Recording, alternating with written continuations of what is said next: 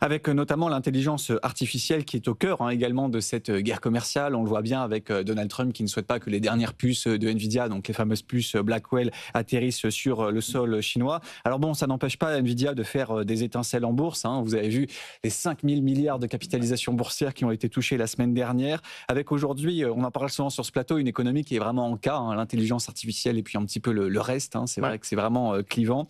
Aujourd'hui, l'intelligence artificielle porte les résultats d'entreprise, notamment sur le S&P 500, c'est flagrant. Ah oui, très clairement. Alors c'est vrai que si on prend les 10 plus grandes capitalisations américaines, on en a 8 qui sont dans le secteur de la technologie.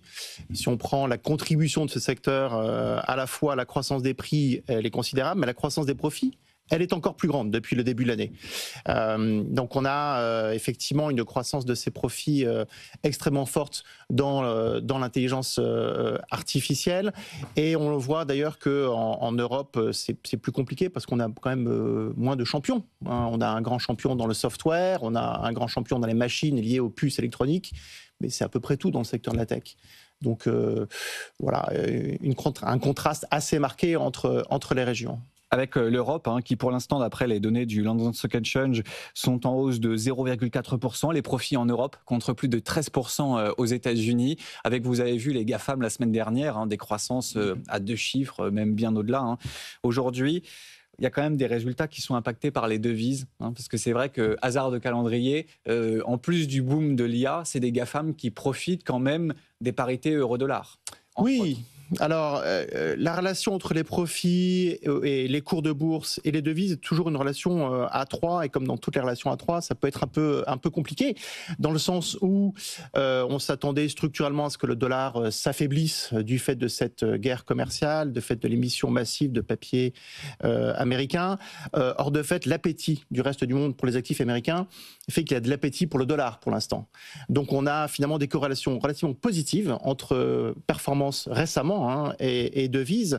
Quand on regarde un petit peu plus loin, vous évoquez un chiffre, on va dire médiocre pour l'Europe. C'est vrai qu'on s'attend, nous, à ce qu'il y ait une croissance globalement des profits de 0% cette année. L'année dernière, c'était déjà 0%. L'année d'avant, c'était 0%. Bon, 3 fois 0, la tête à l'euro. L'année prochaine, le consensus s'attend comme d'habitude à une croissance des profits autour de 10-15% en Europe.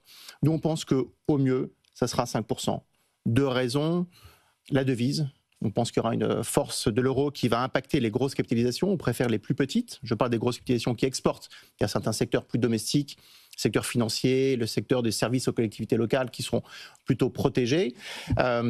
Mais ça ne fait pas toute une cote, tout un indice. Les autres emmagasinent du cash. Sur les 2,7 trillions de dollars de cash qui étaient générés par les entreprises du S&P au dernier trimestre, vous avez une bonne partie qui est partie aux dividendes, mais aussi dans ce qu'on appelle le CAPEX, les investissements. Ils sont massifs.